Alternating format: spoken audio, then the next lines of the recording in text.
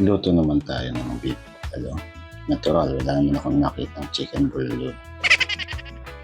Ito, sinilisan natin ating karne. Lagay tayo ng tubig.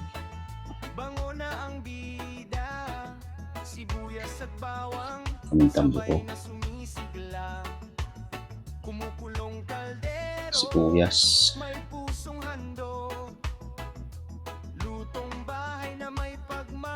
Kaya ng sibuyas.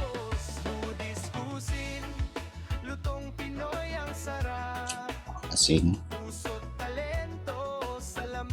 Iodized na yung ginamit ko yan, kaya makapansin yung zucchini. Takpan natin. Salang.